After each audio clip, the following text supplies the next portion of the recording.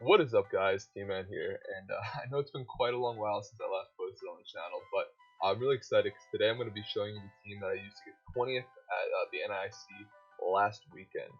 For those that don't know, this team is a play on my Madison team. I took off Amoongus for Stakatakataka since I got to learn a little bit more about certain matchups, specifically with certain berries. So Stakatakataka is a pretty cool addition to the team, and I'm just going to go over kind of my context behind choosing each Pokemon and maybe what each spread and set does. So don't want to make this too long, so let's get started. So I think it's really important to look at where this team started and what I wanted to build around going into NAIC. I knew that Kartana was a extremely good Pokemon. I felt it was like one of the most impressive Pokemon in the format. I know we've seen a bunch of different variants, whether it be the berry sets with Tailwind, Swords Dance Gracium, which is the set that I've been a huge fan of. We've seen that super bulky Assault Vest variant that Paul Chua won Madison with. So I know going in, I wanted to figure out how I can make Cortana, like feature in this role that it could carry games on its own if it needed to, and I saw at the end of the day that the combination of Incineroar and a bulky water type, whether it be Tapu Fini or Milotic, allowed Cortana to kind of put games on its back and do a lot of work. Incineroar just because you had the fake out pressure, coupled with Intimidate, and because of Cortana's like pretty high bulk, you were actually able to let your Cortana stick around on the field longer, get those sword stances up, so you can get to +1, +2, depending on whether or not you're being intimidated. When Cortana gets to +1 attack, the Sacred Swords are doing like 90% +2 Incineroar. So one of the most prevalent checks in the format to Cortana are going to be handled by Cortana. So as long as you were able to buy that turn here and there, you were able to use your Cortana to kind of run over these teams that were not prepared. There's very few things that you'd be afraid of as you're playing Cortana, stuff like Mega Charizard, Mega Gengar, Mega Salamence, stuff that you had the 4x resist or could just put a lot of damage into your Cortana so that you weren't able to get as much damage as you were likely to before it went down. So with this core, I wanted to figure out which Mega Evolution was going to be the best partner for these three Pokemon. And at the end of the day, I thought I had a really bad matchup against Charizard stuff specifically, as well as Zapdos. I thought Zapdos was one of the most annoying Pokemon for this team to deal with, and at the end of the day, it still was. Latias helped relieve a little bit of that pressure, but against certain teams like the very common Metagross team that Justin Burns got finals with, and Yuri also piloted to top 8. The partner just made it a little bit harder to deal with Zapdos, but overall, Latias was really good at being able to sit on the field, Calm Mind in front of this Zapdos and Charizard, Pokemon like that, and was very good at giving me an alternate win con besides just throwing Kartana at things and hoping that would work. A lot of people might ask why would you not run something like Cresselia over Latias here, and the main reason why would be, of course, because they can both pull off roughly the same set. Latias has a few resistances that are pretty important for it, mainly being the electric and the fire ones, like we said, because Charizard and Zapdos were so much of an issue. You trade that off for a fairy weakness, which is something that Cresselia doesn't have to deal with, and you have to use the Mega Stone slot. But at the end of the day, I didn't really want a different Mega. There wasn't a Mega that I thought would help the team out enough that I would want to run Cresselia over Latias. I know I toyed around with Metagross in the Stakatakataka slot, but at the end of the day, I really appreciated the extra speed control that I got from being able to run Trick Room. So ran Latias, and Latias was very good over the course of the weekend. It has some really nice counts against Charizard and Gengar, as you can see down there. Most of the timid Gengars, the ones that are running like average bulk, would just go down to something like Psyshock. Charizard were being chunked by Psyshock, which were like 30 to 60, depending on how bulky the Charizards were. And against a lot of those Charizard teams, what I'd like to do is take my Latias and try and get Psyshocks off on the Charizard, let them set up Tailwind if they needed to, and just burn their Tailwind turns by faking out with Incineroar, cycling in and out, Maybe go for a roost here and there just to make sure my Latias is making it out of Tailwind, and then on that very last turn of Tailwind or the turn after Tailwind ends, since our Latias does outspeed Charizard after Tailwind, so or even before Tailwind, my Latias outspeeds Charizard at neutral. So you were able to put a little chip damage into the Charizard and then KO it before it gets it up a second Tailwind. And you could generally afford to do this just because of how bulky parts of the team were. Stuff like Ladia, stuff like Tapu Fini, and Incineroar were really good at just sitting on the field, especially in front of Charizard at the time. Stakataka could also put on a lot of pressure because of the fact that you had Trick Room pressure. My Stakataka is really bulky. We'll get into that in a little bit, but a lot of things you can just sit in front of Charizard for the most part, despite the Kartana and the Landorus not liking to do so that much. And because of that, you were able to beat Charizards in a much later scenario. That's a lot of how we also play Zapdos, except that we're more focused on getting Calm Minds up just so we can take hits from both Zapdos and the partners, since Zapdos very commonly has partners like Tapu Fini and Tapu Lele, which both deal a lot of damage to Latias with Moonblast, but not enough so that you wouldn't want to use it as an answer to the Zapdos. You can once you get up like 1 to 2 Calm Minds, you get some big up pressure in there with Incineroar, specifically against Tapu Fini, but you could throw it in Tapu Lele with both Z-Move from Kartana or Gyro Ball from Stakataka. So Latias was able to sit on the field for a pretty long time against most of those teams. The other part of this was that you don't always have to go for like Calm Minds. You can go for Icy Winds, and that would allow your Kartana and occasionally your Tapu Fini, depending on what you're playing against, to outspeed and be able to threaten a lot of other things. Specifically with Kartana, you could Icy Wind stuff like Tapu Koko, anything that base 100s tier around there, and then all of a sudden Kartana's outspeeding them and threatening them with Grass EMZ, whether from +0 or maybe even boosted after a Swords Dance. So Latias at the end of the day was, I think, probably the second most important mob behind Stakataka, just because of how fast it was able to put out consistent damage with Psyshock, but also sit on the field long enough to allow Kartana and stuff like Tapu Fini and Stakataka to actually do their job, distract enough of the attention away from them. Because if you let Latias go for Calm Minds turn after turn after turn, at the end of the day, it's going to beat most things. There are very few things that can actually stand up to Latias after that. Stuff like Incineroar, stuff like Aegis Slash. Most of the time, you want to clear Incineroar and stuff like the bulky steel types with your Tapu Fini, your Kartana, and Incineroar, even Landorus.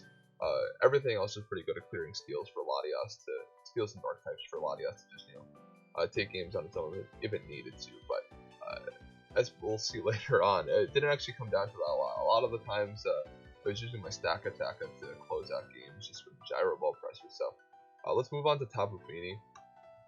So with Tapu Fini, we have a very standard Calm Mind set, a decent amount of bulk, just enough to respect Kartanas that are maybe running Focus Sash so that you can take a Leaf Blade, maybe break the Focus Sash so that stuff like Landorus can KO with Earth Power.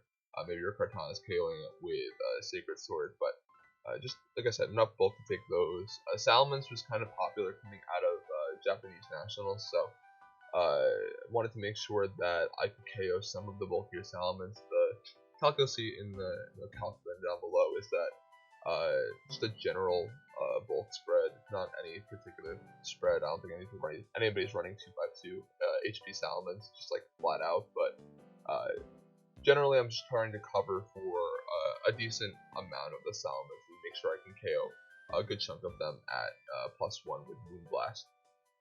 One of the best things about having Tapu Fini is that you're able to muddy water away at Incineroars, and that allows you to put them in range of stuff like Earth Power and Sacred Sword from both Kartana and Landorus. Even chip it away so that you can maybe beat it with Stakataka in the end game, and that was pretty useful. The one thing I wanted to mention about Tapu Fini is I really wish I tested a little bit more of my Lodic in this slot, since despite the fact that I would not have had a terrain and I wouldn't have been able to change terrains, I found that I really like having my Lodic to deal with Metagross teams, because Tapu Fini does have the Fairy typing. Doesn't mean that it does not resist Iron Head. It means you're going to be taking a lot of damage from Iron Head, often being 3-hit KO'd by Iron Head because we are bold. But you have Milotic and you have Recover and Scald to maybe even burn the Metagross, and then Iron Heads aren't doing nearly as much. So I really wish I would tested out Milotic. I think I might have been better in this slot, but I definitely would need more testing to say so for certain. So not too much to say about Tapu Fini really.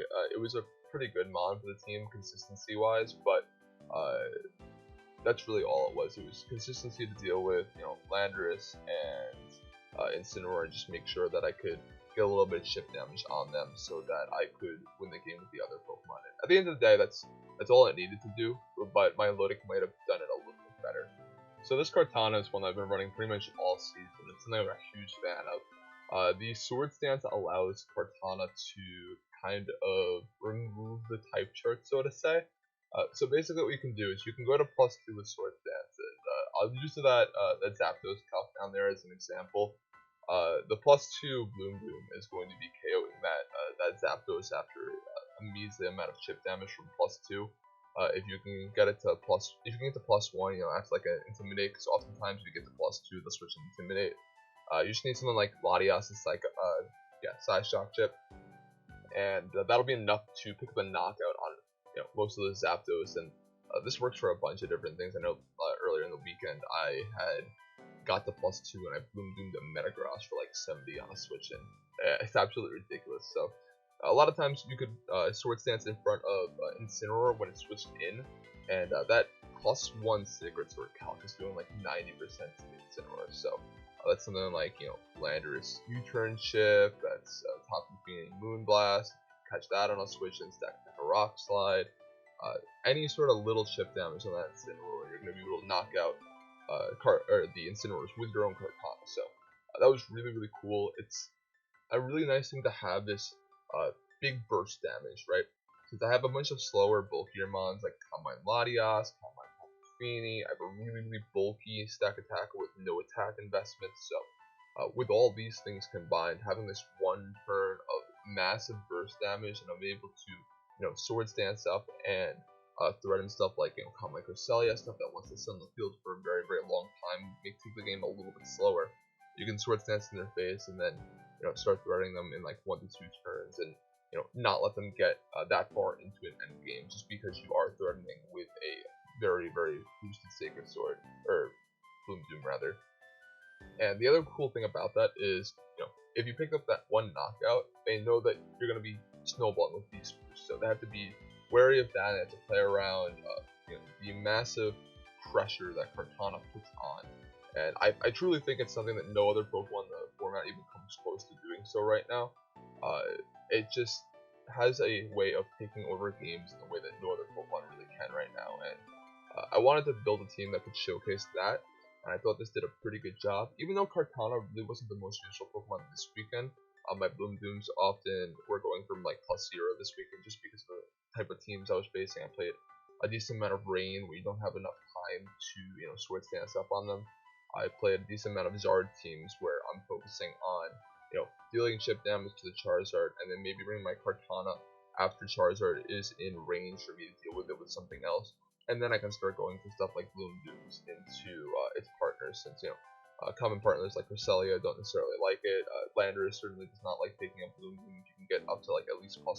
So even from neutral, if you bring in Kartana after a knockout, you can just threaten Landorus on the spot, since you should be able to live any hit from that Landorus, unless you run into the stray HP fire. But yeah, Kartana has been absolutely phenomenal this season. Probably one of my favorite Pokemon in the format, and one of the reasons why I still enjoy playing 18 despite not having the most success in it is because I get to do crazy things with this Pokemon, and I definitely love this mon a lot. It's very, very fun to play with. Now on to Incineroar, and the thing with Incin is I'm just running a very standard set.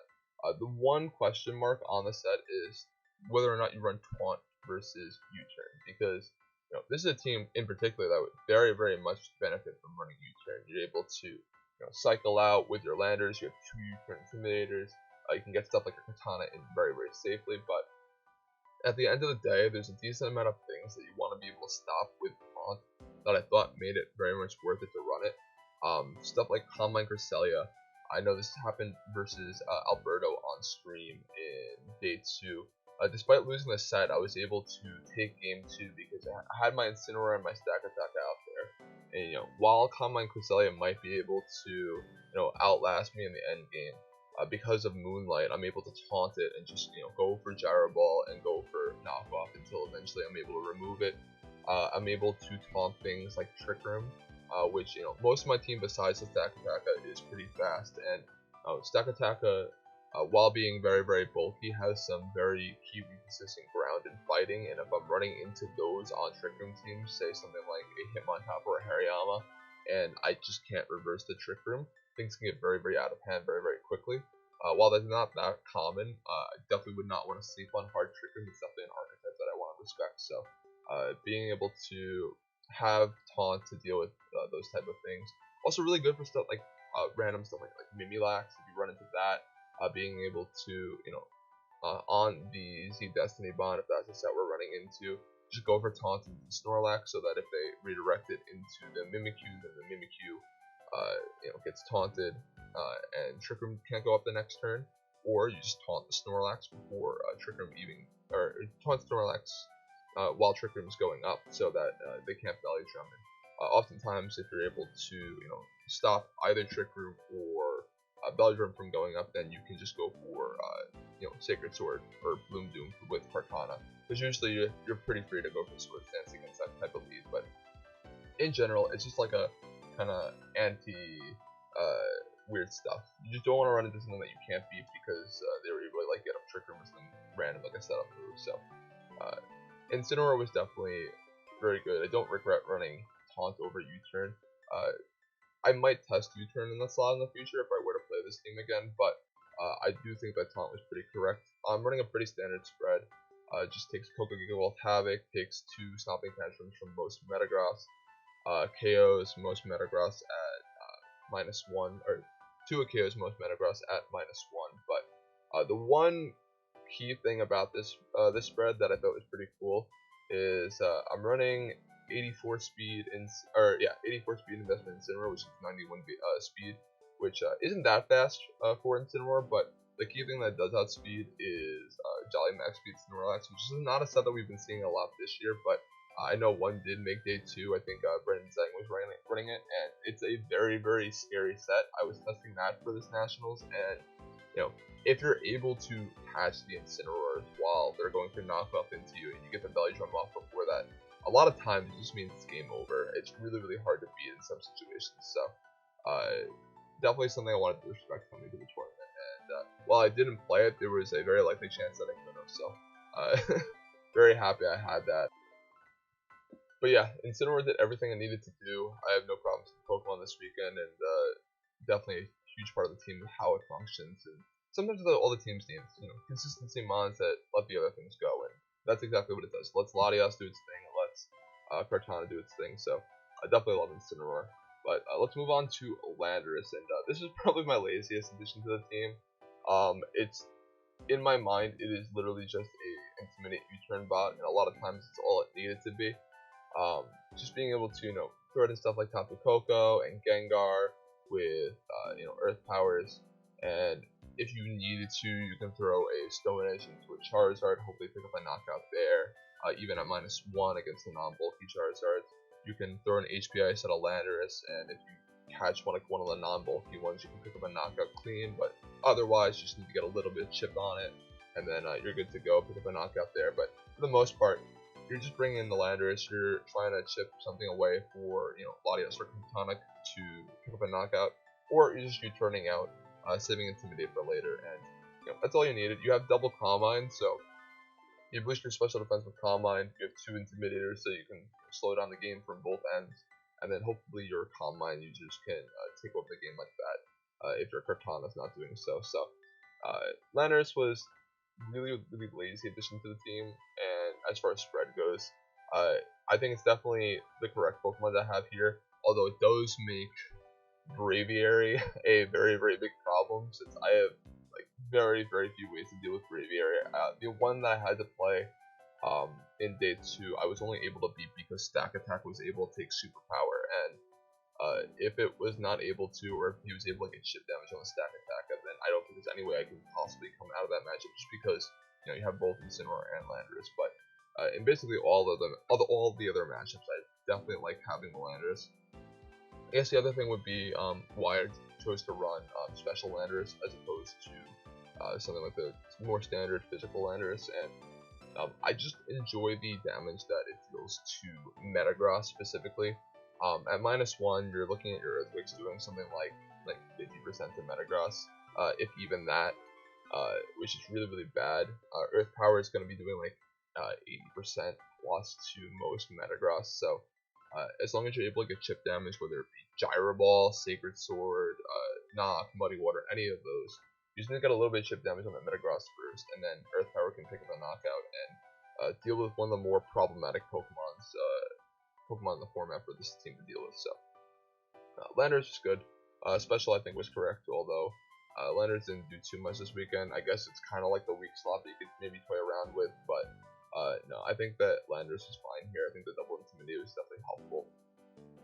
And now, the last Pokemon, and by far the MVP this weekend, was surprisingly Stakatakataka. Since this was definitely the last addition to the team. Like I said, in Madison, I ran Amoonguss over the Stakatakataka, and the Amoonguss really didn't help in any matchups. It was there specifically to deal with Como, and I felt like Stakatakataka helped me deal with Como teams just as well as Amoonguss did.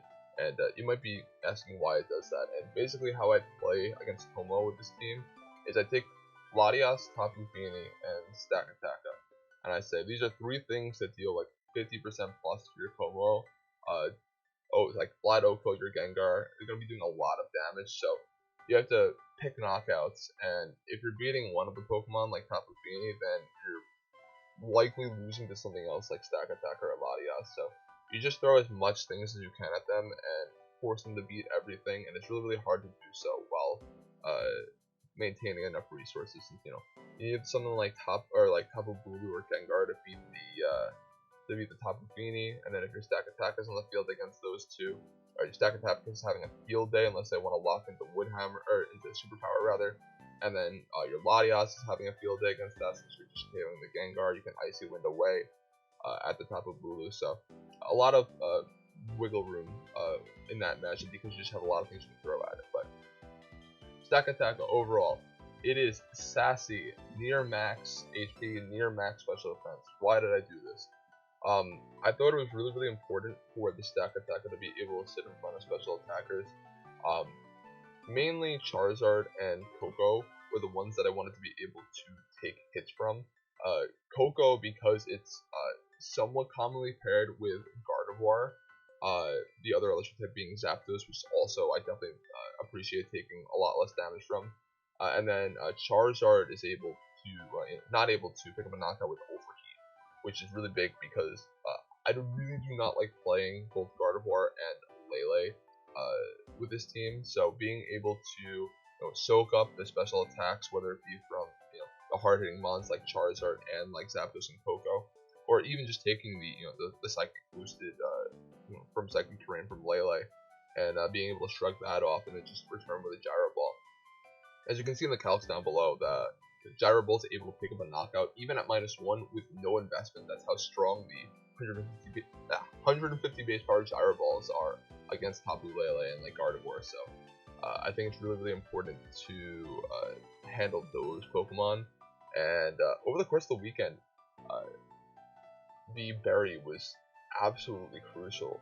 I think this is a good example of a surprise tech on a team that in best of 3 will still be very useful. Having the extra bulk from the Berry is very nice, but in best of 1, like the first game that they see the Berry, it's really good because a lot of times people see Rocky MZ, Life Orb on Stakatakataka, and they expect to be able to double into it from certain ranges and pick up a knockout on it. But I think like 3 or 4 times this weekend, people went for double ups into Stakatakataka. My Stakatakataka lives on like 10% health, and then all of a sudden I'm healing back up to 50, and that weak attack they were throwing into my Stakatakataka so that they can pick up a knockout after a little bit more damage, all of a sudden is now leaving me at 40%, and I'm either getting out of Trick Room or I'm hitting something for like 40 to 60% with Gyro Ball. So Stack was just really good at being able to sit on the field, dish out a lot of damage. I threatened a lot because I went to Trick Room. People do not want to deal with Rock Slide and Trick Room, so I had to deal with it as soon as possible. Gyro Ball, even with no investment, still doing a lot of damage, still doing like 50% to landers, which is absolutely insane. So Staka was a very, very late addition to the team and a really weird one, but at the end of the day, it ended up being like the best Pokemon on the team just because of its ability to sit in the field and soak up a lot of damage and then deal even more back. So that is really it. I will be leaving the Pokepaste down below in the description as well as the QR code. So if you're interested in playing this on BattleSpot, feel free to. It's a very, very fun team. I'm probably going to be looking to play some different stuff at the World Championships in Nashville. I did get my Worlds invite at Madison, so was able to come into NAIC and feel pretty free to just play my heart out and see how far I could go. Finished 20th.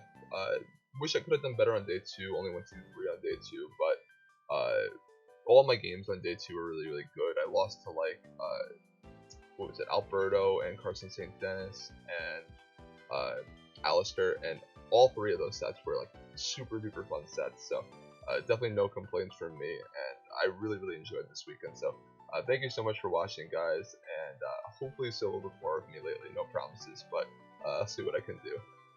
Bye, guys.